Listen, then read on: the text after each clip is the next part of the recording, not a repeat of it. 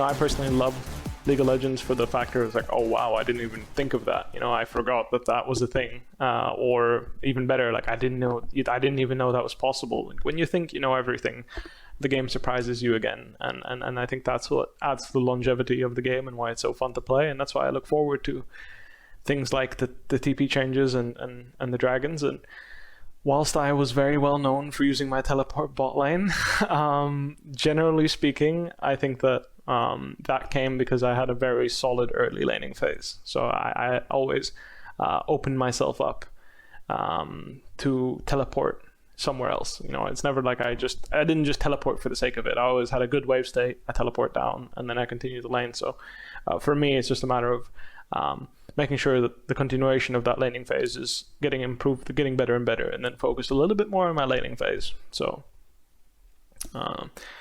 that plus the fact that, well, I'm still going to try and surprise people by showing up bot lane when I'm not supposed to. Let's go! You gotta love it. Welcome back to the LCS. A couple of quick words from Bwipo on the changes and the fun of the game when it constantly changes. And to some degree, citing those teleport changes, we saw a little bit of that coming into play in that CLG victory that we just saw. And just a quick note off the top, I know that we did promise a post-game interview. We tried desperately to get it due to some technical difficulties. We were unable to secure it. CLG does play again later in the day. Maybe by then we'll have it figured out and we can get a word from one of them, because what an incredible victory that was. Yeah, I'm really happy for CLG. I hope they can have a continuation of success. And if they lose a game, it's still fine. You're just going to continue going. It's a long process. That's what they stated from the start. Undefeated as it stands right now. But now we turn our attention to game number three fingers, not two. Team Liquid versus Evil Geniuses. And Team Liquid has already told us that they will be subbing in a different bot lane. It was spoiled in the interview. They also tweeted it out. And so right away, we get another look for Team Liquid. Who wants to jump on this with Core JJ subbing back in? Yeah, with Core JJ back in. So I remember the last game when you were talking about, like, hey, if you just turn the nameplates off, like, where would the difference be? With me, Core JJ, during regular season play, but also even in the off-season in-house tournaments, like, it's the early laning phase. Like, willing to take, if he thinks that he can get a 2v2 kill, he hunts for it, he goes for it. Like, that's where a lot of the 2v2 kills from, the old tactical Core JJ bot lanes came through. So, like, he is ultra confident in his matchup knowledge when it comes through. Yeah, I think Core and Jan actually have a lot of inbuilt synergy. They've actually played a lot of 2v2 lanes together through in-houses or even through just wanting to play together. But specifically, Bwipo and Core, I think, has a lot of potential to be a really, really good duo. Core JJ is so methodical in the way he finds engages, but sometimes he's so good at it, the team just kind of relies on him and waits until Core can find an engage. So if he's having an off game, the team struggles. I think Bwipo is one of the best creative top laner engagers that we've ever had, really, in terms of finding fights throughout the game. So combining that with Core could be really potent for TL. I think, Emily, too, that creativity and how it interacts with some of those changes. We heard him say he's going to try and find ways to get into the bot lane, even with all of those changes. I got to wonder if he is going to find some magical way to get down there. I love Bwipo. I mean, hitting on something we've already talked about several times today in terms of him returning to the top lane. He said it there. He's like, I think my early laning phase is really good. This is what I need to focus on in returning, and I might show up and surprise you bot. I think his game knowledge is insanely good, though, and we saw that from his jungle play. Well, we have talked a ton about Team Liquid, and rightfully so, with all the offseason news that has surrounded this team. But from here, I want to transition to Evil Geniuses, because I think in a number of ways equally exciting. And we're going to start with Jojopian, hot new prospect. Let's go. EG's staff have been hyping this kid to me since last year. There it is. And they were like, Danny, you think he's good? Jojo, he's actually the truth. Not to slight Danny there by accident. But for Jojopian, they actually, in order to get someone like Inspired to join the team, I know Peter Dunn has said this publicly, they basically sent a Jojo highlight reel to teams to be like, look at how cracked our new mid is. This is who's taking over this position, and we're so excited about him. And to have that kind of momentum and faith in a new mid from North America is awesome. Yeah, he's aggressive, he's a playmaker, he's something that, honestly, if you're an EG fan from previous years, you'll get that same element from what we saw from Jizuke, right? But it's going to be still a learning period, a development period for him. watching him in Academy, you'd see the highlights and sometimes lowlights just being a little bit too greedy. I'm sure we'll be seeing that a little bit, but thankfully, as you mentioned, the coaching staff is going to be there. They've been working with him when he was in Academy, and we'll see him consistently improve in the LCS. So JoJo's 17, I believe, because he was JoJo Pian's 16, Yeah. right? Yep. Before that was his summoner name. Now he's 17.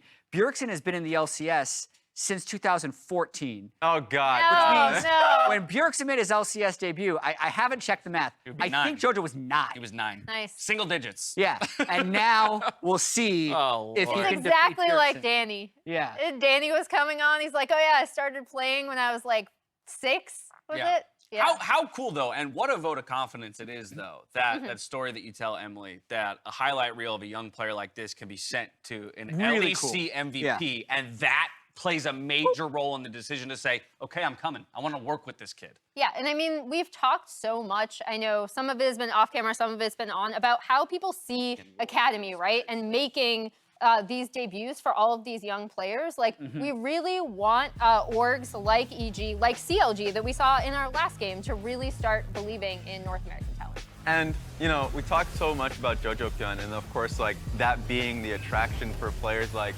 here, the Inspired. MVP, Yeah, exactly, here MVP inspired in the summer split. Like, he is such a carried jungler, and I think he's going to be such a huge focus. And very rarely you get to see players who get plopped in, you know, and instantly are just the best in the region, right? And I feel like Inspired is that player here in LCS. Yeah, and I think Inspired, when he did so well, it was because they had those pushing lanes, right? And I think that fits naturally into how EG are going to want to approach this season. Well, EG, Team Liquid, again, most people looking at the groups initially, it was, well, Group A feels decided, or at least very much in terms of who is the front runner with 100 Thieves. Yeah. On this side, it is a debate between EG, Team Liquid. I don't think we have an official prediction segment attached to this pregame, but I do want to know where the three of you stand on this one. Who is going to take it, Raz? Who do you think? Oh my God. I think I actually went EG here. I'm pretty sure I went EG here, just because I know we talked about Inspired. I think Inspired in the combination of Vulcan is a really strong jungle support dude. We haven't even said incredible Vulcan's player. name You haven't even yet. mentioned Oh him. my God. You haven't even mentioned him. What a bargain to be able to get him, right? Like from Cloud9. Like that is already for me the biggest names. And so like even though their eyes are going to be focused on the fact that they got in a young North American talent like JoJo Pian and also bringing in the MVP from the LEC and Inspired, but the fact that you now have like a consistent all-pro support is huge for this team and is why people are afraid of them. What do you think? TL, EG. I predicted TL. I gotta stay consistent. Sticking with it. Emily? I'll go with EG. I Okay. think this bot lane can be super good. I actually. like I'm it. glad we touched on Vulcan because, I mean, my only experience watching them, I think, was on Blabber's Crabbers in the off-season. But, yeah. Well, here we go. think Need a they can champion be really select. Let's see what the teams are going to bring to the table. Already threw a couple The of the first Senna bans. ban, though. Yeah, Senna. Yeah, that's Renekton interesting. for Team Liquid. Caitlyn, a pretty natural ban coming from the side of EG. Yeah, so I mean, like, you know, an appreciator of Senna in the bot lane, you can see from Danny, so it makes sense that they're respecting it.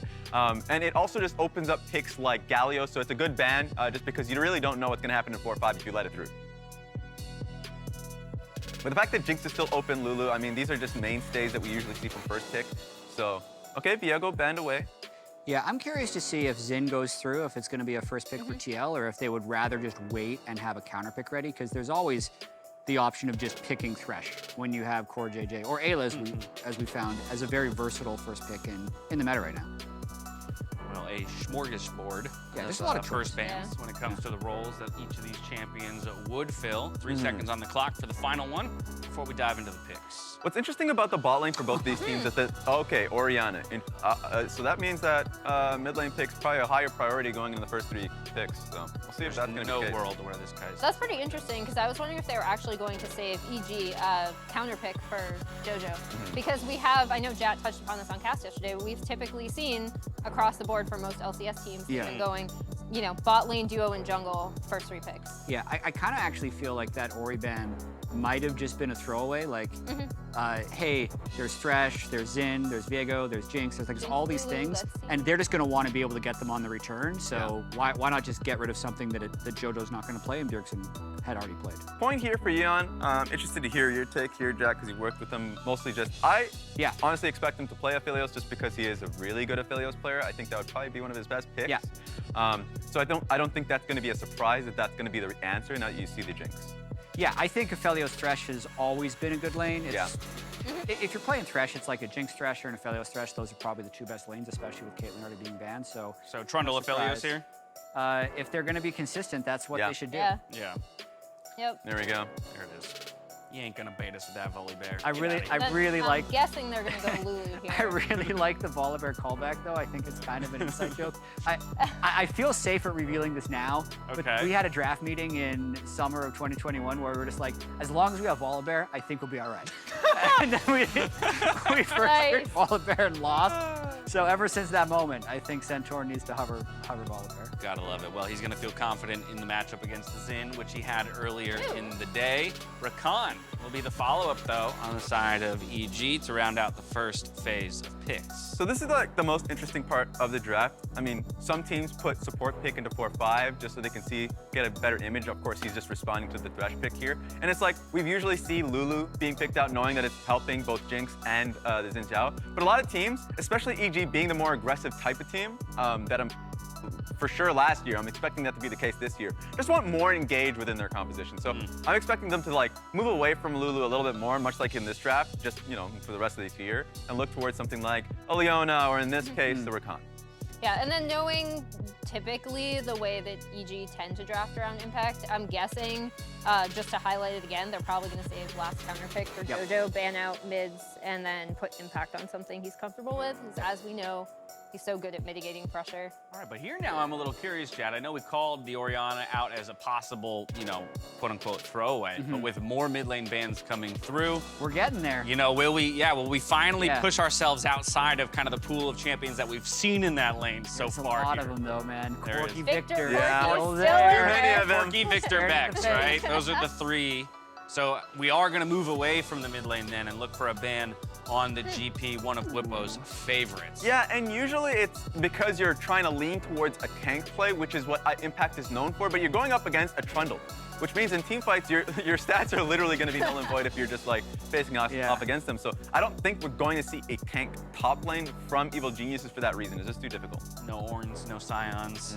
We'll see. Gwen to follow, so it will round out with that final top lane ban. And right now, Callista, the no chance. I'd love to see an Impact Hover. Mordekaiser here. Impact Way left field. Mordekaiser, That would be way okay. left field. I think I mean, Ornn is good. Like, Yeah. Gragas is good. We really are expecting a top lane blind here, but Mordekaiser would be sweet. My guess. We're hunting for it. Oh, So, yeah. okay. Oh, wow. Okay, we're all wrong. Well, technically that could go top lane. We've Impact Corky We've top. seen I it. want to see. I'll give the caveat that last year, that Impact during the regular season was willing to play more things like flexes, like Akali. Yeah.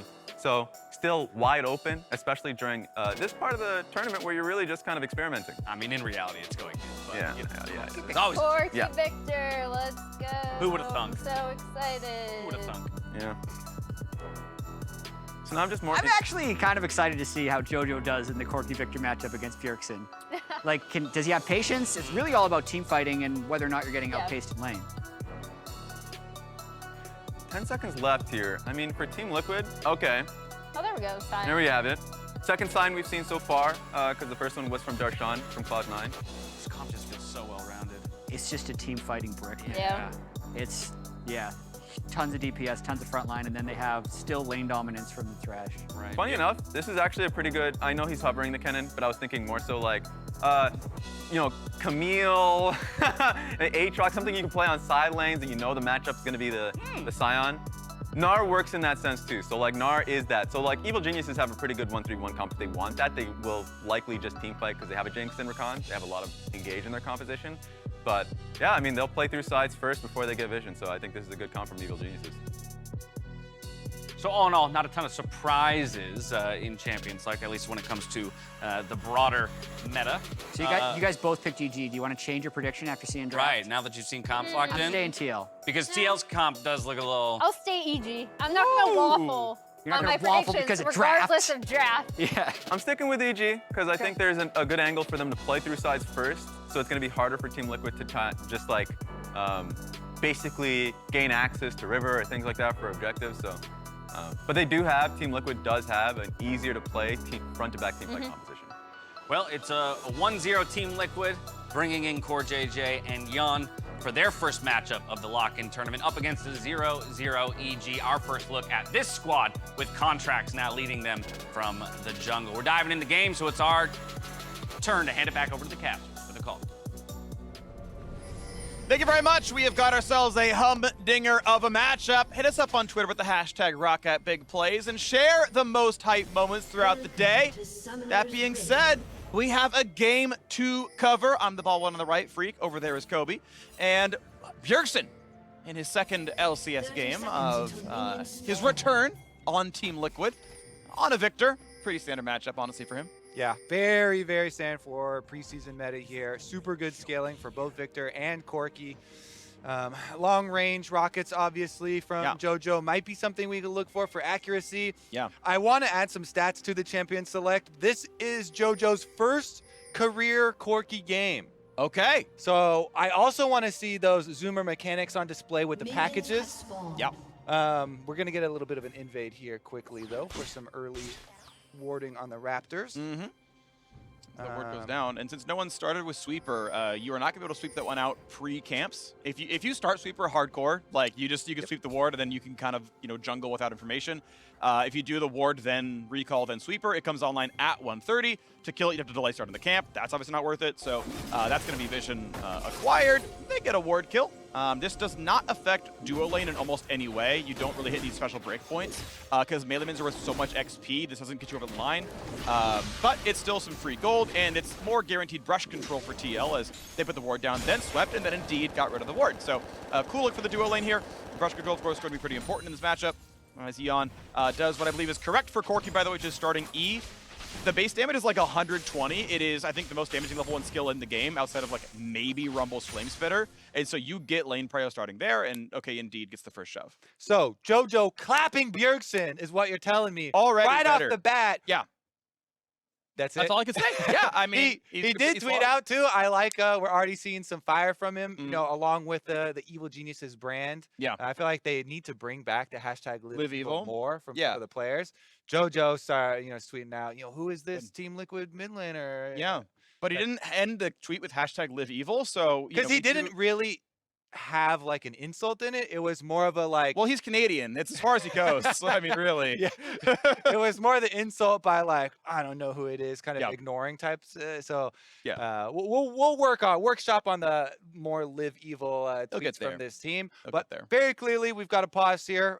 We are working on it immediately, trying to get to the root of this problem so we can get you right back in this game because we don't do match of the week here at LCS, but we do match of freaking Kobe's pick. And this is it, baby! Massive freaking Kobe's pick!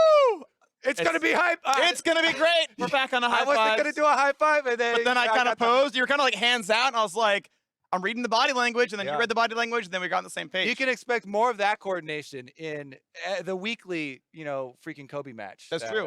Is the hypest of the entire tournament. Even if we're not casting together, we'll still make sure to come on and be like, hey, by the way. We'll have a graphic prepared to tweet out for every week. Just lower third, both faces there. We picked this one. This is the match for us. I think it's a great idea. True. I'll get my bald cap back on, working in short order here. Absolutely. Yeah. But the reason for that is because these are two of the most hyped up teams. Yes, Team Liquid has a little bit of a switch around, and a lot of teams have had to have subs or reconfigurations of rosters. But super excited for so many of the storylines, and especially for Team Liquid, since we already saw the Ayla version with Hansama perform quite well, arguably a much easier opponent.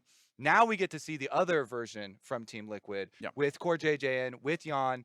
Again, they have played a lot together, so it's not like they're coming in with no synergy for this bottom lane. Core JJ works so much with the Academy team, in-houses, scrims, all of that. So I do have a lot of confidence in both versions of Team Liquid, and there's so much hype around Evil Geniuses with the money that they spent to bring LEC MVP inspired over, and put all these veterans around and in combination with the two, younger players in Danny and JoJo. It also is a very hype story, just in a different way. I mean, it's really cool, right? It's a mix of doing, I feel like, everything right. Like, I'm becoming a very big fan of EG because everything right all the time, this is what it feels like. So obviously, okay, we know Inspired's outstanding, right? Grab him up. That costs money. Okay, I got it. You've got a budget though, right? To grab Vulcan, we know he's outstanding. That costs money. And then, the other kind of half of that roster is the 18-year-old now in Danny, who is on Prodigies and grabbed up and brought up already. And then Jojo Pyun, who was on Academy last year, and he's 17. This is his first year he can be in the LCS, right? So,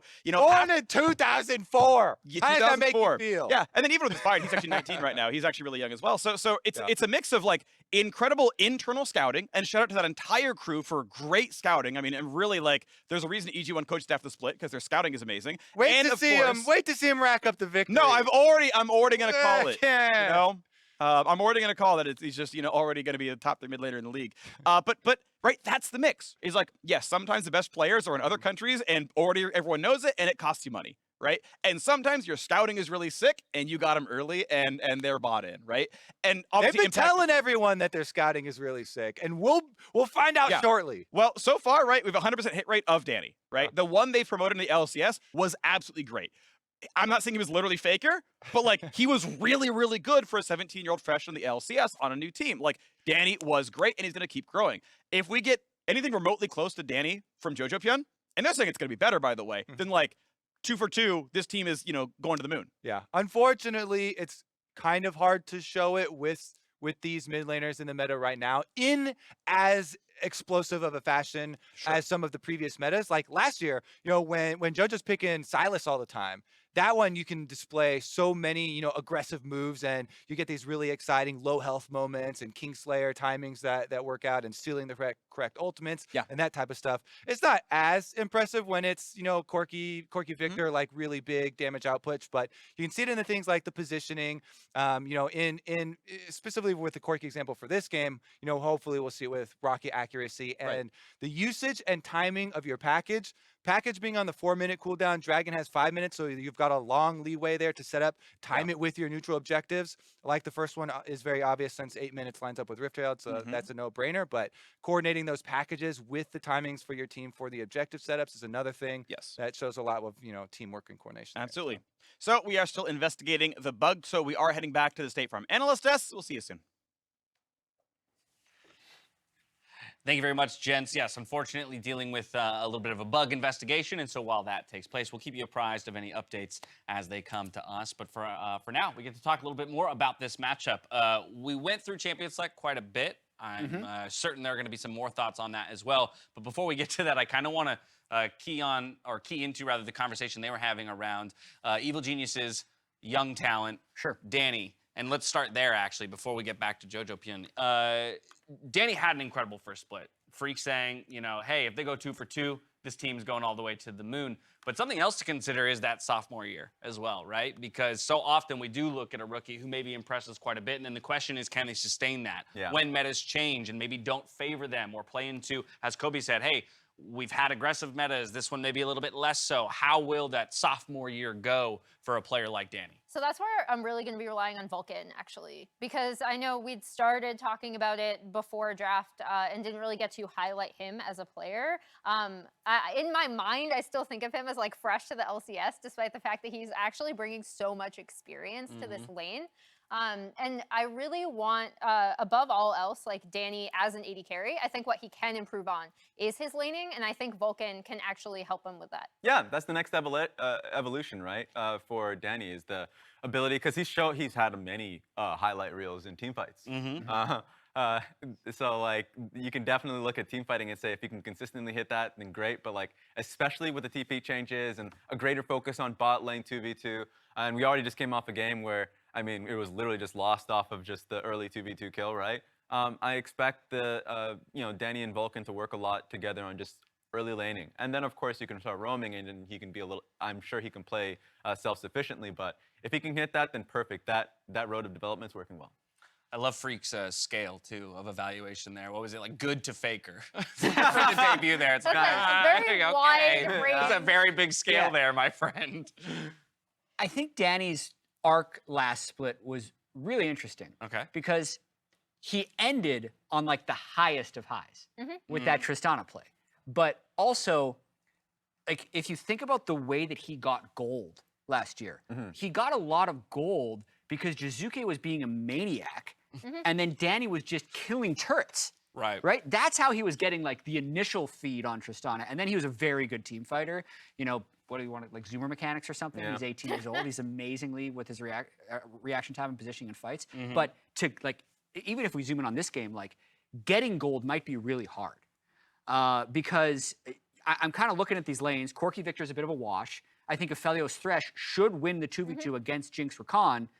And Rakan is going to have to leave to find these engages, so I'm wondering how he's going to get fed in this game. Yeah. But that's going to be a question I have beyond this game that he's going to have to learn from, because I don't think his laning phase is nearly at the level of the rest of his game. Well, and for me, that's kind of the perfect transition back over to Jojo Pion. I know you just said, hey, Victor, Corki expected to maybe be a bit of a wash of a lane, but yeah, very much so. You're filling in Jizuke's shoes, which I feel like are some of the most unique shoes out there in the League of Legends scene. Yeah, I got some for that too, because I have, Okay. I have a laptop, so I have more stats. Man came prepared. Yeah, he is really young. I confirmed he's 17. But you look at his most played from Academy or Amateur last year, he's got 9 games of Sylas, 8 games of Lucian, 8 games of Lulu, 8 games of LeBlanc, 5 games of Set, 5 games of Lee Sin. Yep. Right? Yeah, So makes sense. there are no Corki games on here. And obviously there are a lot of transitional skills from like a Lucian to a Corki in terms of trying to auto space. Yeah. But like that's one of the worries you have when you're so young. Bjergsen has played in every meta. It really wasn't a Corki Victor meta for long last year. A lot of it was the Sylas and the Tristanas and things like that. So this is not him starting on like a very comfortable footing. Yeah. Is all I'll say against Bjergsen with these champions. Yeah, you know what? I'll say a positive and a negative. The positive for Jojo Pion is the fact that he's actually like pretty diverse in the champion pool that he's had, right? He can play in control mages. He can play assassins, like bruisers, as you've mentioned before earlier. So like the criticism of Jizuke last split was how damn good he is, but then when it came to a control mage meta, by the end of the split, he was getting punished. And in this case, at least he can play multiple things. But of course, I look at the negative and say that he is really chaotic at times. He plays aggressively, and I think you need a team that can play around that, right? But a lot of what I've seen from Inspired in Rogue was that they're playing around the jungle timer. He's the one that's heavily farming, so a lot of the time we're playing towards getting the jungle ahead. So it's just the classic of being able to pick one. Once needs to be a little bit more of the facilitator. So it's either that Jojo Pion needs to play a little bit more self-sufficient so he can let Inspired do his thing, or the opposite and need to see a different version of Inspired so he can be a little bit more flexible in helping mid lane get ahead. Quick update for those of you at home on the bug investigation. Give it to me. We were specifically looking at an interaction from Scion in which the Q was used, went on cooldown, but no action emanated from the usage of the Q. So has been confirmed to be a bug. Yeah. And a chrono break has been offered. We are still waiting to know whether or not that has been accepted. Should probably take it. And then you should probably take it. And if you do, then of course there will be a small cooldown period while we have to get the game back to its current state. There's something with like bugs and chrono breaks in TL versus EG lock-in games. Yeah? Yeah. Was this? I didn't know What was about the this bug? before. There was I didn't like- know What was about the this bug last history. year? Oh man, there were so many delays when TL played best of 5 against EG. It was like a semifinal best of 5. Yeah. But Well, you knew it had to happen Yeah. in this game when the first 2 games today went as quick as they did. True. Yeah. Right? Like Yeah. that was karmic right Yeah. there, having like really quick mid 20-minute games in the face of like LEC having the longest game so far of the year today. So you knew we were going to have a small pause. I kind of want to tell the inside story of the bug last year. I know Please it's do. kind of off topic, but bug investigations On the are topic of a interesting, bug, and yeah. it's way harder when you're remote as well, because you don't have the player POVs to prove or disprove Yeah. things that happen. Right. So the other team is highly suspicious of the claims you're making. And this, I know this tilted EG, but I believe that we were, like TL was being truthful. So the first remake that we did was Jizuke was playing Syndra against Jensen. And Jensen is colorblind, for one. Mm-hmm. And two, he could not see Jizuke's cues. Yeah. Right. Okay, Right? now I remember. So he got hit by like 4 in a row and was like, I can't see the cues. He paused. He's like, ref, I can't see the cues. Yeah. And then Jizuke's like, no, he just wasn't dodging the cues. He was clearly eyeing cues. Yes. Right? But That's a great response. he couldn't see the cues. And then also they ended up banning the skin from future things. Yep. And then we almost had to do another remake because he was like, well, Jizuke would like to use Atlantean Cinder. And we're like, that skin is also banned. banned, Like, just yeah. make him use the base Cinder. Anyway, so we got that done. We win the first game. Game 2 comes around, right?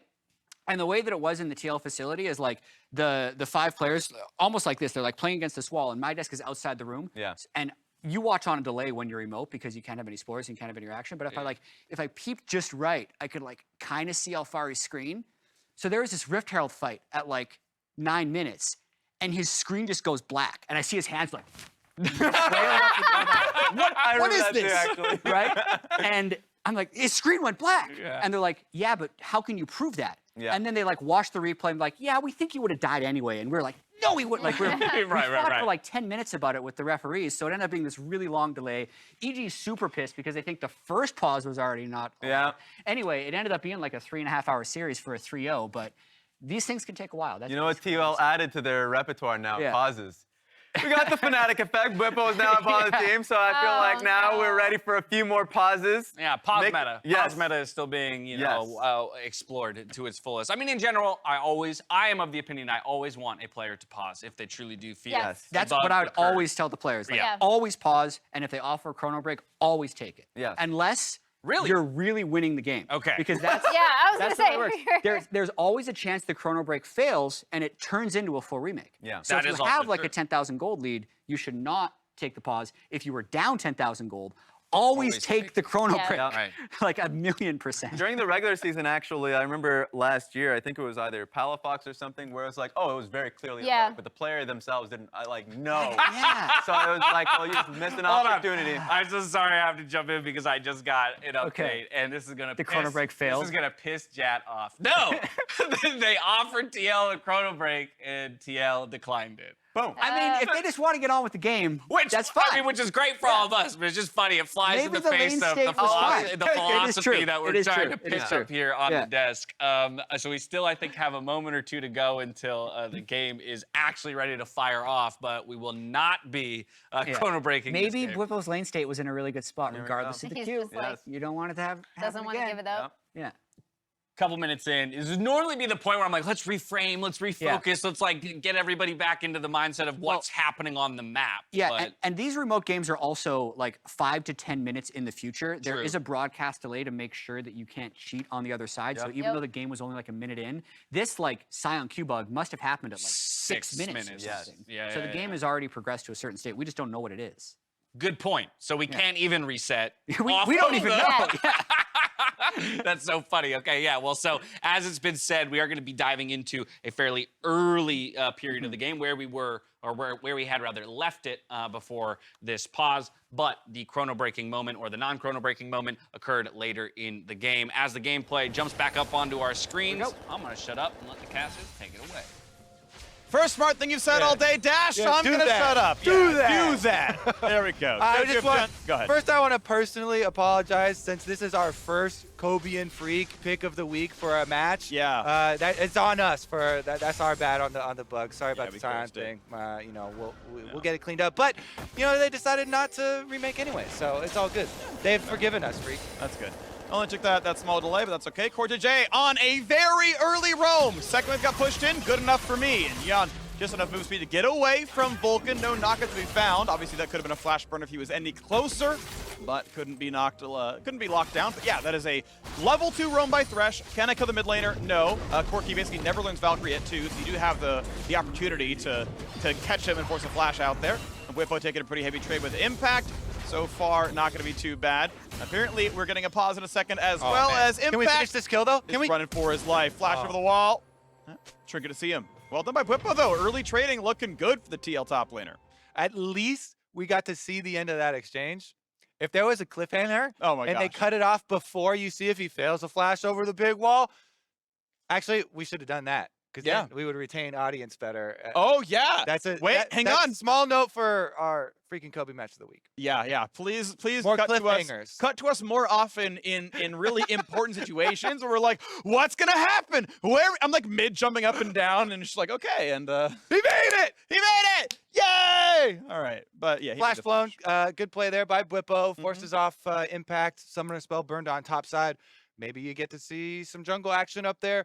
Gnar is, I feel like, overestimated by a lot of people as far as how many ganks he can actually escape from. Because early on, mini Gnar's auto attack range is very short. Not a lot of people know that it also scales, like, Tristana scales with level as well. So he does have to get pretty close, and Mini Gnar is very vulnerable, so no flash. Very low base stats. Opportunity. He's practically Sona up there. It's Sona with dash, which, is relevant to be. You heard it here. But, like, I feel like Folded Dead Mini Gnar is maybe flash Q. Not quite the knockup, but the W lands! And Bwipo is the king of top lane. All right, Team Liquid, first blood. We don't even need junglers in the top side. Freak Bwipo takes care of his own business. That's well done. That's just good play right there. Early TP's coming through, and Inspired. Does he find the dive? This is tough because, of course, there's no wave yet. W. Max range W will stop recall. Takes only one turret shot. But that cooldown's like 13 seconds, so it's going to be a little while until they can get the rest of the dive going. But Bwipo may be fighting as a zombie, yeah. Who's getting aggro first? Probably Impact. And it's Impact gets the auto, then they go in, charges the Q, knock-up to be found, there's the kill, and you hop out and you drop aggro. So Bwipo will get this wave. One of the good things about Sion, you dive him, he still gets the gold, gets the XP. Nice knock-up there, but can you block it? The choppers were perfect. Well done there. Jan gonna flash and ignites, last tick will not kill. Danny is low, the choppers were good. It's summoner advantage here to EG. Yeah, the supports now own the lane. Both AD carries have to stand pretty far back, waiting for the health potions to tick through. Top side, though, compliments for the usage of information. EG, no. Top side start for Santorin. Trundle has to be on bottom side, on the Krugs, so they know they've got plenty of time to pull that dive up. They pull over, Inspired, they go for it, they get Impact, back one. Money does go into the pockets of the Xin, though, so it's going to be in the hands of Inspired to create some more early action. So you get to push the wave in. Jinx is one of the better early game wave pushers. Rocket Form obviously pretty good. Zap not terrible. And the bonus tactic for minigun means you can shove the wave in. You've got to kind of coach the rest of your way in. You can't let CoreJJ freeze it for you, so you do have to breathe the second wave. You can see Inspired is holding with them just in case, because this is one of the vulnerable points where you could go for the gank. It could look good, but they are going to get the wave in, probably get their own reset. Jan gets his pickaxe. I believe couldn't quite afford Dune Quiver, would have preferred that for his power spike, but just on his way to Gale Force. Maybe Kraken Slayer is Bwipo still gets some damage on top side. And now Santorin's here. No flash on Gnar. Maybe get the demolish damage in first, and then gonna go for the play first. Hops over. Is it a play? He's gonna be Mega Gnar in a second. The ulti's gonna miss, but the pillar's gonna be there. Mega Gnar, it's gonna be sidestepped by Bwipo to not be stunned, but is it enough damage? 300 health left from this champion. Turret plate to be taken. Will they re-dive? Do they wait Mini Gnar? Charge the Q. Is it against the wall? It is. The stun's gonna land. They trade it back, and once again, Bwipo proving he's the better zombie than Darshan. Gets a bunch of turret damage. We get Zombie Sion after all. We got a bloody top lane up here. Freak Jungler constantly going up there. What's the gasp? Is it? I forget what Hullbreaker's build path is. Oh. Or is this just Divine Sunderer? I mean, the pickaxe is not in, so. Okay. So I don't build either item much. So it's not Divine Sunderer. I mean, pickaxe is not in. Is it? Wait, or is it Titanic Rush? Because like Titanic is like really, really good first item on Sion. It's actually the actual best first item on him. It's just infinite like lane power because it scales up bonus health and Sion prints bonus health. So the actual Dark Tech Sion is Titanic first, but we got to fight in the bottom side first. CoreJJ gets away with the play, but low health bar. All right. Meanwhile, full river vision coverage afforded here for Blue Squad on both sides. These are just indications of the previous pause. That's where it took place. That's where the bug was. So just disregard those. So that was our first Sion Q that they decided to not Chrono Break for. The second pause was an FPS issue, which was a pretty quick, I think, client restart. In fact, that actually might have been the client restart. I'm not certain. Okay, I was told that was the client restart. So that was just, what was it, Bjergsen? Alta Forgan rejoining and back on the map. So we are beyond everything else here. Tries to zone out Jojo. Gets a nice poke. And, to be fair, CS lead for the Burger King, pushing JoJo out. And you know, gotta say, better laning for the Victor. Yeah, I usually do give a little bit of an advantage for the Victor early on, since it's been really common to start taking Airy. A lot of the LPL laners have been doing that, go super aggressive early on, trade into the Corki, and try and get that health advantage.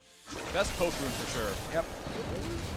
Forcing Valkyrie, that is not only a 30-second cooldown, but also 100 mana. It is actually a really big loss for a Corki. Before you get all the way to Vanamune, your mana just isn't that good. Your spells are expensive.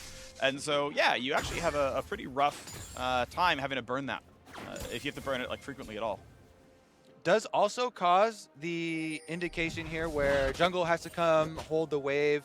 So you get some view of Inspired, can easily track now as he exits from mid lane up towards top side.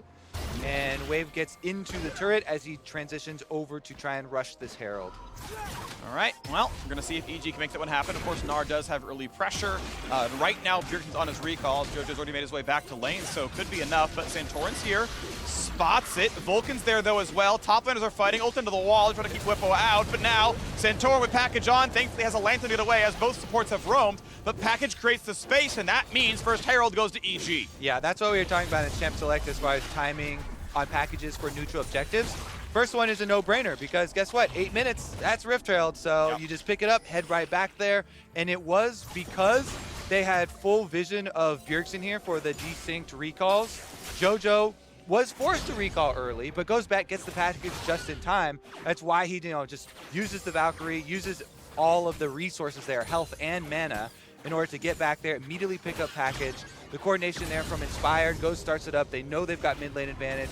Package did actually get some usefulness as well as, forcing this flash here from Santorin, getting a little chunk onto him there. So lots of good little coordination things coming from EG around the Corki package that we were looking for them.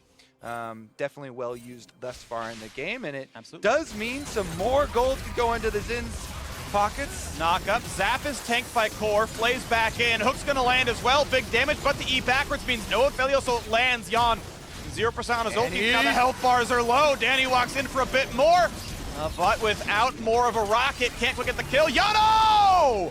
A trade of kills in the bot lane. You love to see it. He just was able to rotate enough bullets through, picks up the green gun. So green gun Q with the extra range is the only thing that can answer the range of that rocket. Wanted to go for it, and they both fall. Supports were the only ones remaining. Wave actually started to stack up there. I didn't quite count the minions, but looked like it was in a pretty good place for them. So Ignite, and it is spellbook, by the way, on the Scion. So yeah, okay, there's the transform. Press Q, press W. You can always transform at will with W. There's no W cooldown as Mininar, so you can always press the transform. Goes for the play, shields on, has to flash the W, backwards, and Impact gets his revenge. Flashes used topside again. This topside brawl just keeps on giving, Freak. Yeah. Playing through the pauses. They're not messing around up there. They're not gonna pause for anything. They're gonna keep on throwing elbows. Yeah. And this one is gonna mean Dragon actually first one will go over to the hands of Evil Geniuses. So these neutral objectives really starting to stack up for them. Yes, it's a slight gold for Team Liquid at the moment, but the Rift Out hasn't been cashed in yet. So yeah, that one will swing turn back. quickly. Yeah, the current game state feels very, very slightly EG favorite. It's by a small margin. We're like 52-48 or something, but looking a little bit EG favored right now as Danny pushes forward. It is Hull Breaker for Bwipo, by the way, on the spellbook. Has a ghost, but hold on, we got to play towards Danny. His flash is down. He does not have a route out, and that's a kill, and they guarantee it gets handed to Jan. Land the hook, walk away. Beautifully done. This is good. Vulcan schedules his tweet in the middle. Well, your AD carry just died, so maybe get better ward control, bud. Yeah, 3 versus 1. Don't like those odds for the Jinx with no flash. Danny just gets annihilated down there in the river.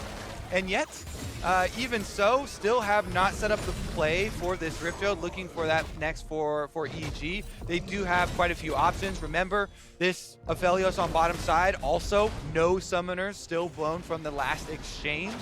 So definitely a vulnerable spot down there. Bjergsen's a lot more difficult to pull the play on. Yes, you would love to throw your Rift Trail at mid, but kind of difficult with the wave clear here from level 10 Victor. He's got the Lost Chapter, so plenty of mana. refresh coming through and dealing with those waves pretty quickly. And pops the spell, but goes to chase that impact. Keep in mind, flashless Gnar. The hop is on cooldown. Over love to the these. wall. That Q is going to land for a slow only. And now here comes Santor to get the pillar in time. He locks him up. Is it enough damage is the question? Because in comes the rest of the squad. And Inspired claims his second kill. Goodbye, Bwipo. Freak, not enough damage with the Hole Breaker build. Rush there for the Scion to finish off the 1v1. Impact walks away just long enough. Buys time for Inspired. Your jungler coming to flash to save you in the fight, turns it around. Such a great feeling there for Impact as Inspired has been all over the map for Evil Geniuses. Both early game neutral objectives, constantly answering the wave states of both top lane and hovering bottom lane to help his bottom lane push in. Yeah. So he's definitely, as advertised thus far in the first game of the LCS, doing quite a lot of work across the map for the team.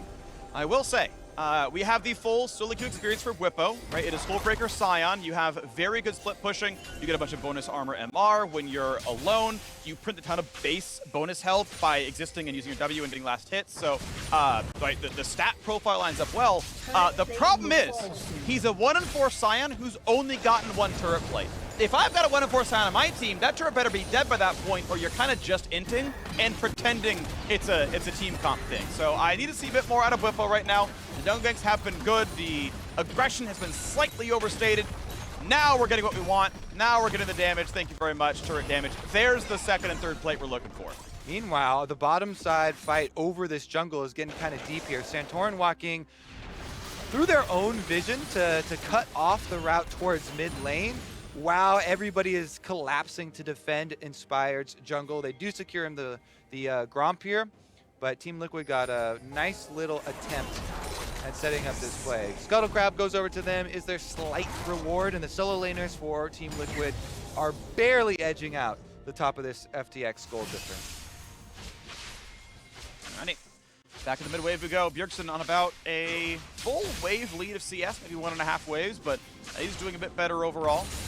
EG, they have kind of recollected. The package is early, by the way. It's been picked up, but Dragon isn't spawning just yet, so it felt like he kind of grabbed it as soon as it was back from cooldown and didn't wait to kind of time it to second Drake. Demerit. They don't probably. Package only lasts 60 seconds, so unless you pull off a play here. Yeah, I mean, at least they're utilizing it to go for the blue steal. Yeah. So doing it for that one. They in fact get the blue buff. Of course, hard to stack forward. Keep in mind, when you cast package, you are unstoppable during the cast. You can't get flayed out or mouth-ulted out or anything like that. Skarner, I think, is the only one that can overwrite that. So you can always, oh, hook's coming, W, and you're always gonna get that one. You'll go over a Veigar cage, you know, all the above. Good timing here for Impact on the Mega Gnar. Though Sion's gonna be a little bit alone. The rest of TL has to kind of snake around the side. Hook in the Mega Gnar. Does he get the damage across? No ulti to be seen. And that's going to be a couple of kills. One back and forth, but Zombie Sion going to get a lot of damage here. Inspired, good ulti to knock him back out. Health bars low on the rest. Negative distance from Impact, but CoreJJ will still lose his life. That health bars are low back and forth. Young got to stay alive, but it's a 2 versus 3. Can it be 1? Danny walks back. I believe Herald was actually claimed by TL since EG can't pick it up. Yeah.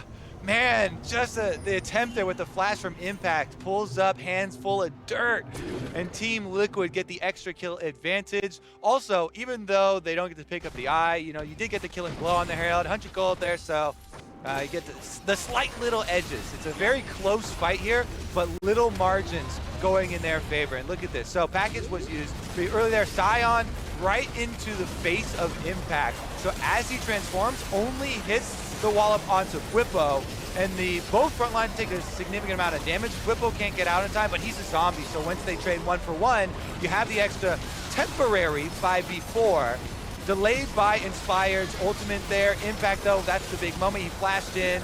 Rest of Team Liquid were able to kite away. Santorin smited to finish it off as they were kiting away.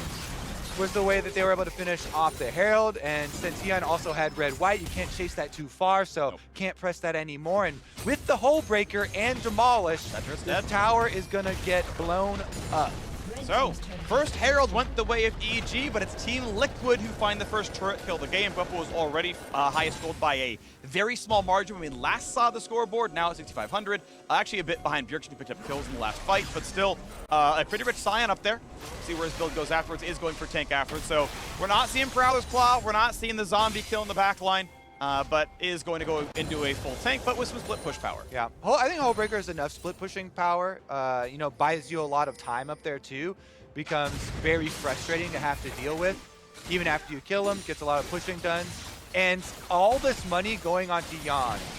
This is the point where Team Liquid have to continually answer the question of which bottom lane are we going to use. Well, guess what? Now he's fed on Aphelios. 4 extra kills here with plenty of offensive opportunity.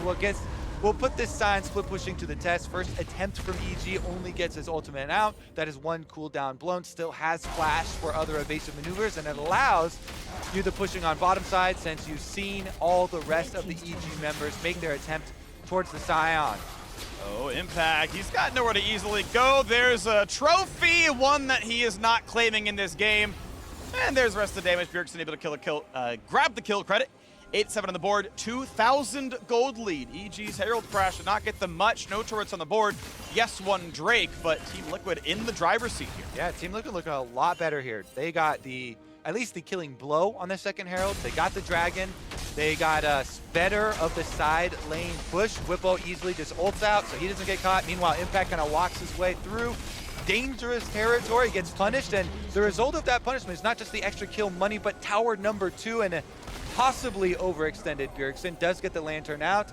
Santorin can walk his way on the front line too, and then trying to buy time. Can they keep going? I mean, it's 3v3 kind of, but Jan's going to be there earlier. Sion's still hard split pushing here. Whippo going to be going again towards Sunfire second, but he's got the wave clear. I mean, look at the AD, right? The minions get basically one shot. Yeah. Keeps Impact locked in the lane. It's a great opening to this game for Evil Geniuses, but in the last 5 minutes, some very good macro wins for Team Liquid, resulting in this big gold lead, as well as evening up the Dragons. All the gold going into perfect spots as well. Both Bjergsen and Jan having the gold bounties on their heads is where you want them. The only thing they have to wait for now is those flashes on both of their carries before they can really start to flex this advantage. Turbo Chem Tank the option here. Of course, the obvious first glance is, well, we Sion ult, right? We get the move speed anyway. We get to melee range and slow people around us anyway, but it gives you the extra button mid-combat. You don't have to ult to just like walk up, Chem Tank slow, try to Q off that one. So more team fight starting agency. Yeah, it's purely, for my money, the best tank mythic now. There are some tanks that really can't use it, in which case Sunfire, you're going to get some more damage. But I think with the last round of changes to Frostfire, that one just dropped off the map. And so majority of tank mythics you're probably going to see, especially in pro play, where they can use the active. The Turbo Chem Tank should reign supreme. And it looks like here, Team Liquid, again, as we saw in the opening game of the day, really good by the numbers setup for some of these mid-game objectives. They've retaken control of the game. They've got their split pushing, massive tank Sion, their Whippo pushing out side lane first, Bjergsen pushing out top lane first, and then collapsing towards their AD carry. Jan, with the last remnants of his white gun, can try and melt this turret. Whippo even gets his demolish proc off, so just a lot of control from the side of Team Liquid. Seems to be the theme of the day. They showed it off very well, executed in game number 1 of the day. Now versus Evil Geniuses, a very difficult opponent, showing much the same. So ready to go for the team fight soon. I have to imagine Ocean Drake spawning in 24 seconds. TL, this would be their second, half and Dragon Soul, and yeah, Ocean Soul would be a pretty good game winner if they can get there. Beyond just gets the mid lane wave clear, not a problem here at all. AoE and Crocodile this time around, but Jojo does have package. That can be scary for the fight. And with this recall, you know, there's a necessity for this, because currently Jinx with 2 items, and Danny, even though he was slightly behind in gold, on map for the Dragon spawn, had better in-inventory item completion with his 2-item power spike. So even though Dragon was just spawning here for Team Liquid and talking about how much control they have, they go for the recall anyway. There was so much money in the pockets there of Jan. He had to go back. He completes his Bloodthirster. Yeah. It does cost them the Dragon setup, but again, since early Dragons are split, you're not rushing too quickly towards the actual payoff of the soul. And so they make the call. We need the purchase. You have to go for that buy sometimes. Sure. They got their reset.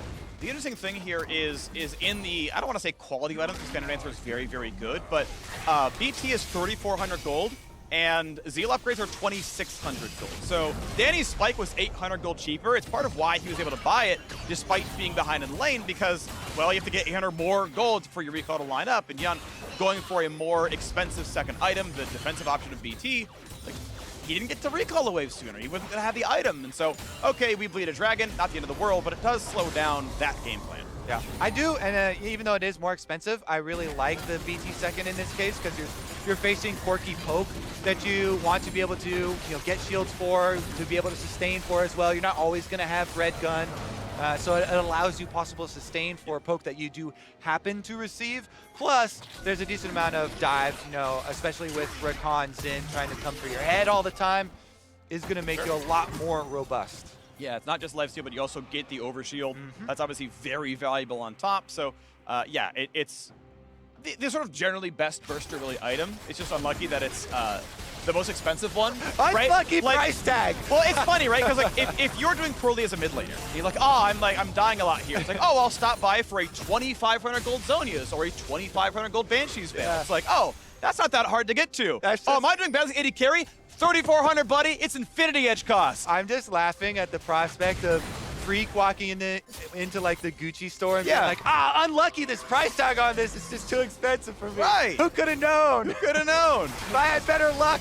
If only, if only I had a trust fund when I was born, I could have afforded the Bloodthirster. But, bad RNG on Bird. Just the way it happened. Impact, flash ult. Oh, gonna miss the first stun. Not going for the flashes yet. Finds a slow. Team fight engage.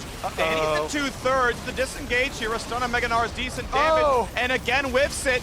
Only a slow here, though, for the front line. And Spire gonna kite it back out. And that means Scion drops. Whippo walks in and goes zombie again. I think that's his 5th or 6th death. That was both good kiting by the back lines, but also the front line that hook. making the big mistake. Core JJ makes his mark. Turns it right back around. Welcome back onto the roster. Making it not an int, but a 1-for-1 and a turret kill. TL still ahead.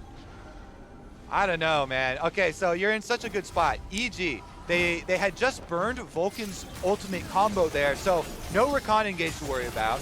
Also, Mega Gnar just missed. No Wallop and no Mega Gnar from Impact, but then Whipple steps up under the tower and they throw their kind of cooldown advantage away from the fight. So here's another look at it. Wallop, stun here, doesn't hit.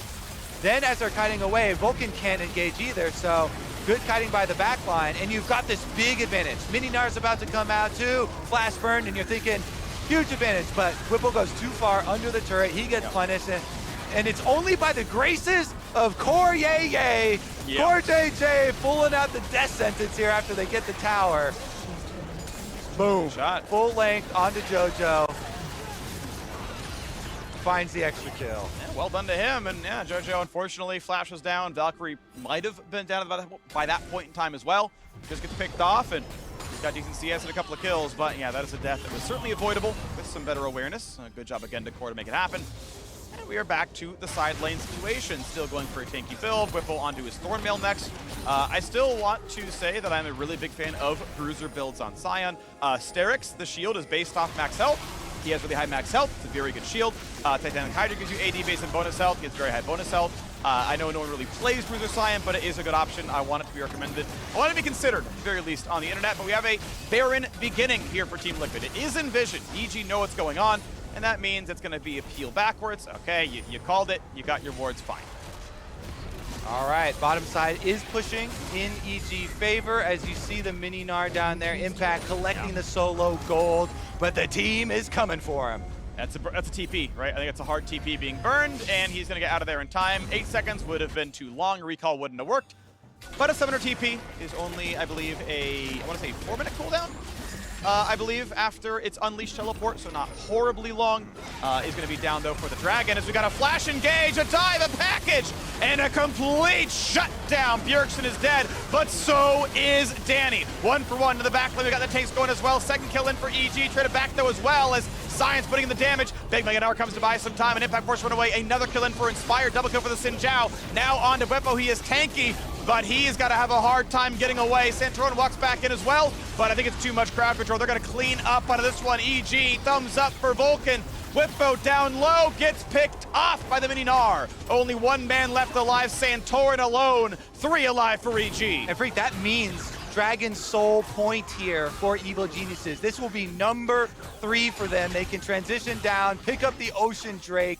They don't miss this engage. Vulcan this time around, ult flash, finds the mark. They get the engage, capitalizing on the extra man advantage. You think, honestly, too, there was a pretty good turnaround there from Team Liquid mid-fight, getting the blow up there with the big Aphelios ultimates.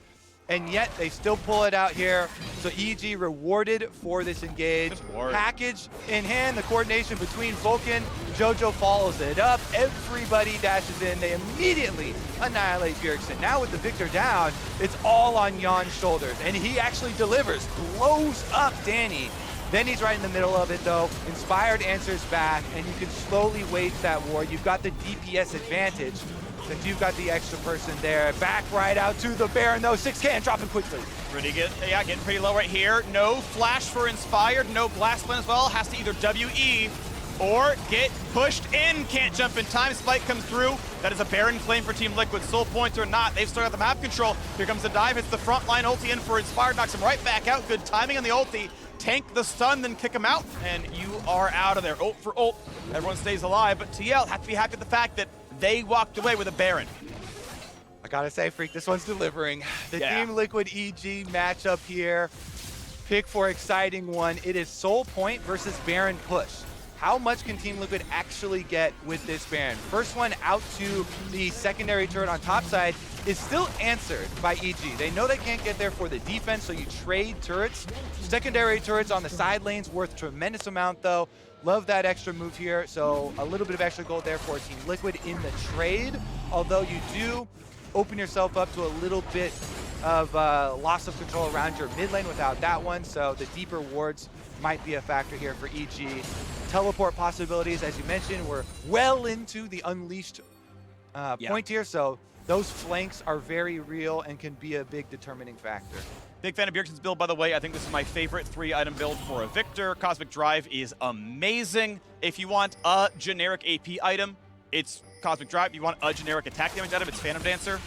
So big fan of those. And then Death Cap third is the best power play you can go for. Yes, it's difficult to build toward. The components are expensive, but it is the best 3-item build. 100% agree with you, especially since you're considering how long the fights are going nowadays with these frontline tanks. You get so much value out of that Cosmic Drive spell haste. Meanwhile, the Baron siege continues. 1 minute, 20 seconds left. You're going to have at least 3 more minion waves here with counting the one that's moving right now. Jan should be able to finish up mid lane turret. Wow. Whippo will take so long, even if you tried to pinch him on side lane, that he can keep this wave pushing right into JoJo and get some damage on bottom at the exact same time. So Team Liquid trying to milk it here with their Baron. We'll be able to finish it up, and with the extra minute, though, don't want to get too far. Now, the rest of the team's going away. But he's able to build enough space. He gets the chem tank for the slow, allows him to clear out of melee range, then ult to safety. That combo actually works really well in getting him safe, so he's all right. Also want to shout out, the team play picking up that redemption for him. Whippo looking at being able to add to the other side. Even while he's split pushing, you can throw your redemption over to the rest of the team, buy some time for them till you can get there. Meanwhile, hard push on the last remnants of the Baron buff. Decent damage. The hook as well to Inspired onto the stun. I mean, that's going to be GA down maybe, but no. Sterix gets popped. Ulti comes down. He'll stay alive, but this turret not long for the world. Cannon's going the wrong way, but the champion's going to walk forward. Mid inhib is down, and there's a new wave in bot soon. So much focus from this Team Liquid squad in both games on their team play, on setting up for the most robust 5-on-5. Paying off here.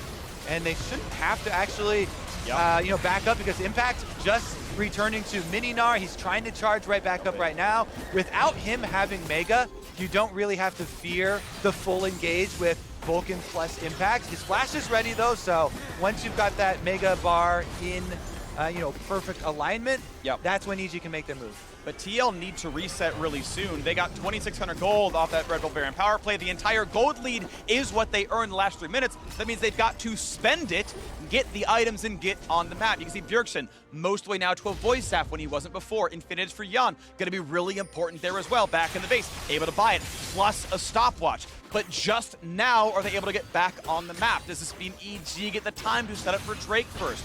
Right now, it's a sidestep to grab a red buff, maybe give it to Danny. But again, the soul fight is coming soon. I love this. These are my favorite points for, the current state of the game. When you match marginal gold lead versus Dragon Soul points. Yeah. But Team Liquid have the advantage of very well-rounded setup here. They're trying to make use of the vision coverage on this setup. 3 seconds on the Dragon. EG trying to push in and force this. How much Victor poke do we get? Vulcan going for the flank angle with a blast plant. Doesn't get into the brush that he wanted to. I think he wanted to be inside the pit. I'm not sure. They have to force. Meganar is dropping 50%. Vulcan, you're on the ward. Goes for the charm. Goes for the jump in the back line. Package over the top as well. Is it a kill is the question. CoreJJ's down 1 for nothing. Whip over the wall. Goes for Jojo Pro to flash the safety. Stays alive. Knocked into the air. Not dead just yet. Finally went traded back, but it's 3 versus 1. TL's down to a single member. Whippo may be wide, but the team has already fallen off his back. Evil geniuses take the Bud Light Ace. They're going to take the Dragon Soul, and they're going to take control of this game. Beautiful force from the evil geniuses. Impact waiting over this wall in Mega. And Vulcan doesn't care. He's going to make that flank work, walks over the wards. They put so much pressure. Look at the positioning from Jan and Bjergsen. Look how difficult this gets. Now they see Vulcan, so they try and send the answer, and yet he just goes right through him. Bjergsen gets charmed, package over the middle, and even with CoreJJ being the first one blown up, not the highest value target, Jojo buys so much time going back over that wall, still puts out the damage, and it allows the rest of EG to take out both carries. Yeah, I love this. I love the coordination. Kobe, this is not meant as flame as you, but it's just the general idea of the look at Corki. I don't want to hear this about, you can't look good on Corki, you can't look good on Victor. You dive into the back line and you kill him yourself in every team fight. He's grabbed the package, and he's like, I'm on the same page as Vulcan. When Vulcan goes, I go, and we are slaughtering someone. We are gonna one-shot Bjergsen. This man is dying, and I'm doing 5,400 gold, 5,400 damage in this one, and we're ready to fight yet again. It's part of the front line. Ulti is on. Lantern back to safety. Look at the fight yet again, though. Whippo is low, forced to run for the hills, as the region's gonna put EG right back to full health. I feel like that's a little bit unfair because I specifically said we need to see some aggressive packages from him. That's why I said it's not about you, Kobe. It's about the overall Corki's boring flame. And I agree, if all you build is Ravenous Hydra Lutens and all you do is poke from 2,000 range away, your champ is boring. When you dive in with packages and you build a little bit tankier, like a Shield Bow or a Guardian Angel, then you're full action Corki and it's hype. Yeah, I've actually seen, it's not super popular, but even Crown of the Shattered Queen, you know, Shield Bow or Crown both give you that extra little tankiness for the super crazy dive bomb moves. But Ludens is just so rewarding when you hit those rockets onto backline members. That's what we've been seeing all week long here in the LCS. And now that you actually cash in on the Dragon Soul, Evil Geniuses have so much sustain. It makes it really easy to transition over to Baron. You can always look for the turn, and they've got the CC to do it. Meganar is charged up here for Impact, so Impact hits Mega and immediately runs out. Gone. Bjergsen not quite in range to be attacked. They have TP'd and Whippo, but it's already too late. He's not going to be in any kind of a team fight. The recalls take 4 seconds. You home grid out of the base, and you're not going to lose any more. Mid and Hip coming back up very, very soon here. Let's see. So with the middle inhibitor down currently, getting the stream of minions through here, are they? What's their 4-1 going to look like? Because if you send the 4 up mid, you know, the situation with Whippo, since he's built so much for the team, I feel like Impact can get the push on side lane, but then you leave yourself open to some of these surprise comeback plays. As you can see, Team Liquid are trying to set up right now, where you wait in between the 2 lanes to try and pounce on your one of the 2 sides with your numbers advantage and try and make the play complete before the transition over. Problem with making quick plays against Ocean Soul is they sustain and they buy a lot of extra time. So fast plays are harder to pull off, and EG will brute force right down mid. Is this the full inhib? How safe can they play? Centaurans on the flank could go for a pillar. Danny getting kind of close. No knockup just yet. And of course, Meganar is off in the side lane. Victor being down, recalling out a bot as well, means there's no damage threat really. Jan's not going to one-shot anyone. It's really a 2-damage champion team. As Void Step is done. For Bjergsen, yes, he can deal a ton of damage in these fights, but so far the threats for EG have been safe enough or have picked their opportunities at the right times. And as long as Team Liquid, even though they're at a disadvantage, as long as they are 5, their team fight is always threatening. And especially so if Jan is able to rotate through the correct guns. have some good AoE with Infernum right now. So see about the push here. There's still going to be another minute left on this Baron as EG even up a lot of this map control. They never ended up actually finishing that inhibitor, just leaving it exposed, not wanting to trigger supers quite yet, and respecting heading through one of these choke points into the team fight prowess that Team Liquid are showing. And there we go. The wave getting knocked down. And ultimately, we're not going to have too much done in the bottom lane. That's okay because Impact is pushing in the mid lane and does not quite kill the inhibitor, but at any point in time, you can walk up for like a Jinx rocket auto and it'll die there. Biggest determining factor is, can JoJo find rockets onto Bjergsen in the back line? Because Bjergsen does not have sustain. So a rocket into the back line. Oh, here we go though. Sion down mid. Inspired once again, takes the front line, takes the ult, then presses R and gets out of the range of most of it. Huge damage! And is the stopwatch enough for Santorin? Yes, just barely. But the rocket forcing a flash, a summoner heal out of Yon. Good shot back, again, lands just the sniper Q, plus a bit of chip damage from 04, and Danny's chunked on a half HP, does not have a ton of lifesteal right now on the Jinx. Did not go for BT, may have it in runes. It looks like we are seeing the empowered recall. The end of the Red Bull Baron power play has put EG now back up 4,000 gold. Looking pretty good so far. With the soul with a gold lead. You got nowhere to go but up. And we've got nowhere to go but Elder Dragon Freak. 30 seconds left on Elder Dragon. So many games nowadays with the meta turning into these Elder Dragon fights. Ocean Soul certainly a big advantage, but not something that doesn't have answers.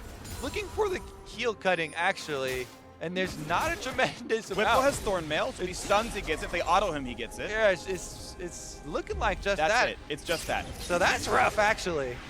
Yep. If Danny Oh, has Hurricane, Vulcan oh, ulted. that's a charm. It's not good, but it's only on the Trundle. Now that's decent poke. If there's no minions dying around Centaur, he's not getting the health back. A little bit of Corky poke, but hitting tanks is not the most damage at that point in time. That's so big though. Not gonna have the Vulcan ultimate, and they're trying to burn this while Mega is still timing out for impact. Fired. He's gonna actually walk in for a bit more. Ulti's on. They can't hit him for much damage, so it's a bit of disengaged, but it is an ulti down for the EG jungler. Is that gonna be enough? Whipple's gonna walk up. Has exhaust, has a smite. He booked over to smite. So double smite for TL could be enough to grab this one. Does not find the knockup from the ulti. Has to kite back out, puts on the shield.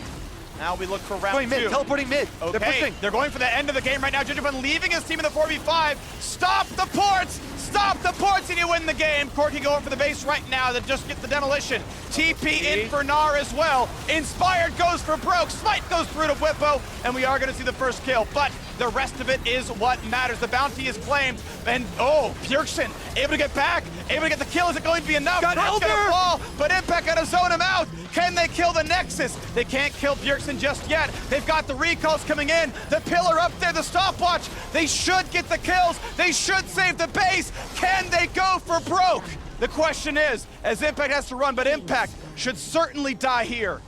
Can they get one more tick of Elder on him? CoreJJ is running the opposite direction out of the fight. Healing.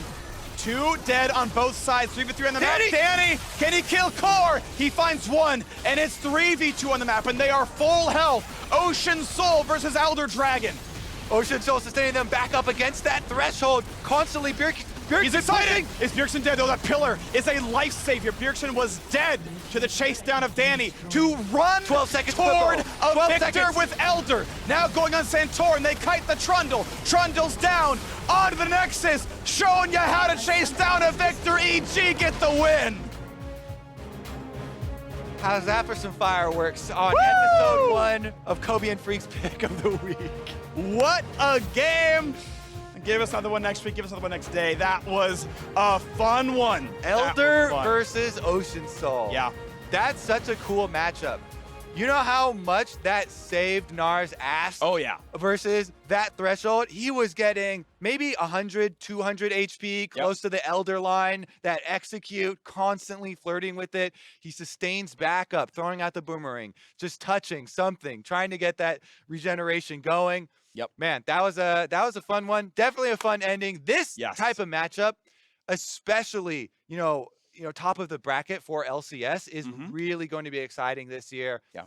Definitely delivered here in game number 1. I mean, Team Liquid also, though, even though they lost, with both iterations of bottom lanes, still looked quite good. Yeah.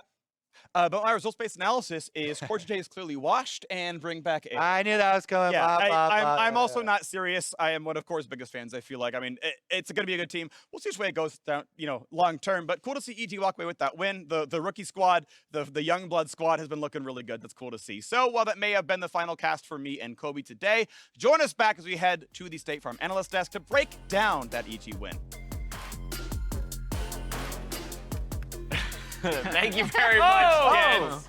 High five on that one. Good cast on the day. What a game, what a game, what a treat of a game. Yes, we had to wade through a couple pauses, but I think by all accounts, Raz, very worth it. Was worth it. Very In fact, worth it. A little better for the fans out there, so they have the opportunity to get like popcorn, ice cream, a break, so they're ready. Damn right. Damn right. Yeah. It started early with action across the map, top lane to bot lane. And the top laners themselves, Whippo picking up the first of the solo kills. Yeah, and that solved the puzzle of why they didn't want a chrono break, because Yeah. he That's had true. solo killed his lane opponent, so he's like, why would I give this up? But this was a really close trade as a 1-for-1. Jan had that, he did die a couple times, but he had that killer instinct this whole game. And that's the fun thing about it. I mean, like, the fear of a slow-paced Team Liquid, no. Like, even hearing from Whippo in the interview just before he actually got into the game, like, bigged up his laning phase. And I mean, in this case, it was trading kills from both teams, but that's what we would expect from two of the better teams in the league, is just trusting in your mechanics, taking the early fights, knowing that you're locked in lanes, and as long as you know where the jungler is, May as well. yeah. I want to get Emily on this one, but it was cool. I love the quirky package placement in this one to kind of funnel everyone into the river. Well, I think the big thing here was that I believe EG had already started kind of rotating their bot lane up earlier too. Yeah. But then this is kind of indicative of how the fights ended up going. Xin Zhao, one of his incredible values and why we've been saying he's so good with like stuff like the Lulu is that he just survives for so long. So then you get your massive damage dealers to come in. And fights didn't stop either, right? That was around a Rift Herald, but we went all the way to a Soul and an Elder Dragon. This one, though, coming into the mid lane, I'm going to get Jat. This fight was interesting, and I think TL is going to have, or not actually this one. This is the one where Jan almost pops obliterates the him, hell because off. Bjergsen So doesn't get good. any damage off. And watch this. It's alt, Gale Force, Flash, Auto Q, and he one-shots Danny from Insane. 80% health. But he also did just flash into like a whole team, so he dies afterwards, but I'm still impressed by that play. But the start of that fight, I mean, this is like, you have Vulcan on your team, that understanding instantly to look for that fight, and you delete Bjergsen before the fight even begins. Like, things like these is what now you realize, this is why you pick Rakan from. An engaged pick, you get the job done. Yeah, and I mean, I think we talked about how Vulcan would be in lane and why they wanted the Rakan instead of something like the Lulu, where it's like, okay, are you going to be looking at how the 2v2 lane is going to go, or are you going to be relying on Vulcan on this team to be one of those main like callers and be like, okay, I'm going in, you're following up. Is a perfect Vulcan was precursor so to good. our next play, Yep. which was essentially started by Vulcan. He delivers the win and sets up for a package here in I don't know the if we'll bot see it, river. but you see that trinket ward in bot try? It's not in the bush. So Bjergsen actually checks it with E before he gets engaged on. That could be super huge here. But then just a great fight with a really, really bold package by JoJo. Yeah, I was gonna say, I think when we're looking at quirky play, right, since the laning in and of itself is, we talked about how volatile the side lanes were, mid, Corki Victor, not as interactive early. So we're looking at how players have been using that package, and more importantly, how they've been communicating with the rest of their team. And it looked like they were behind JoJo here. So on that Corki, delivering the package and the win. And while they can't guarantee a win for your favorite team, Grubhub can guarantee that your delivery is on time at the lowest price, or they will make it right. That's the Grubhub guarantee. Make sure to look out all Spring Split for exclusive Grubhub deals to get you fed. Yeah, and I mean, look, Corki package, he delivered the win for that team, like, instantly. When he was able to even go over the terrain, so Whippo and Santorin chased him down. In that meantime, literally, Jan and Bjergsen got obliterated by Inspired and, of course, their top laner there. So, like, so an impact as well. So, like, it was a huge play. It was a great follow-up there from JoJo Pion. You want to see more of that. Not a bad first time out in the mid lane performance for a young player like JoJo Pion up against the king of the LCS in Bjergsen. I think that particular stat line, when you read it like that, doesn't look very impressive, but I did think he played a good game. Like, the package placement, I'd say in the Rift Herald fight, I would have liked if he cut them off completely. A little bit more, and just let a them little in. bit. But Yeah. just a good sense of where he needs to go, where he still has an escape route. There's a few spots in the river that you can use really well to get maximum package damage off. Yeah. But beyond that, there's so much more than just the package placement. It's like you need the patience in that Corki Victor matchup. He didn't fall too far behind. He didn't int in trying to go for any of these big plays, and he was just a consistent damage dealer, which is what you need to do in one of the many things that you're going to have to do in a career as a mid laner. It's very cool to me to see these two teams, sorry Emily, living up to the hype of what we had said, right? That we expect these two to be the ones neck and neck to try and top the group, and it seems like it might play out that way based on this game. Yeah, I just wanted to piggyback on something that Jad said earlier when we were talking about like JoJo's champ pool and how we were wondering how he'd do in the Corki Victor. I mean, I thought he did fine. 100%. It's a thumbs up from me. Report Thumbs up card for you. coming with a passing grade. What about the flip side? Because we heard Freak with his results-based analysis on which bot lane is better. It is one game. I love overreactions. One game in from each version of the TL roster. Where are you leaning? Where would you go? I like CoreJJ and Yon. You do, even in the launch. Quite a lot. And I think Jan expressed, like, during multiple of those team fights, including the one where Bjergsen, it was a lost fight because of Bjergsen dying instantly, but that playmaking that he had there, also early laning phase, I think, is still good. And I mean, CoreJJ brings a lot to the team. So a lot of the team fights, even though it was a loss, it was against one of the better teams in the group. Where's the third iteration? Where's the Jan Ayla? They're allowed to It's true. You We can can just throw it in against Dignitas. More amalgamations to come. We will have to see, but it's EG who comes out on top in this first matchup against Team Liquid. We're going to join the Tigress and the man himself, Jojo Pian, in our Verizon post-game interview. Thank you so much, Dash. For the first time here on the LCS broadcast, we are joined by EG Jojo Pion. So happy to have you here. First thing I want to ask you about, though, your first game here, and you face off against Bjergsen. I know on your Twitter you were so enthusiastic about this matchup. So what did you think about how things played out?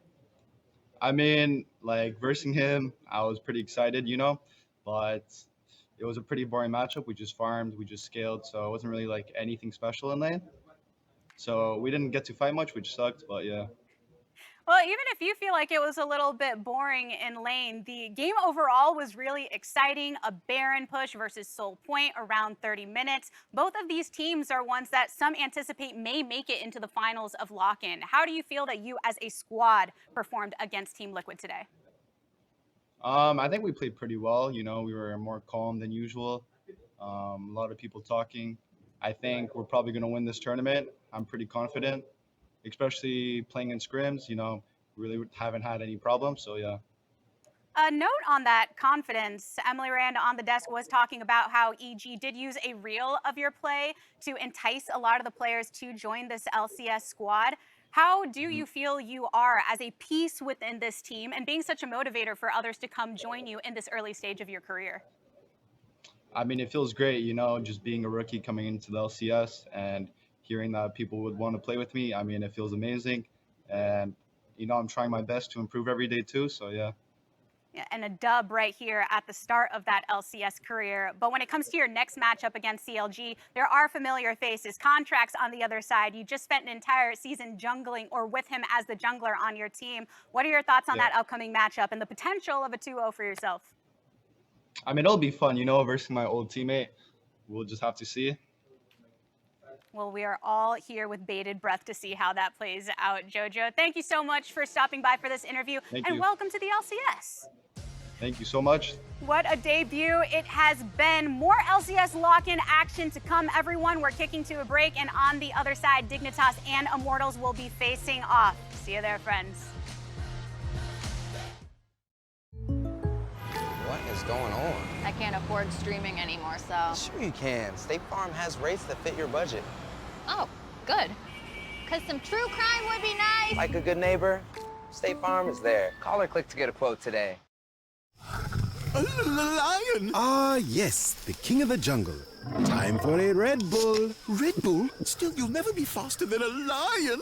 I don't have to be quicker than the lion, just faster than you. Red Bull gives you wings.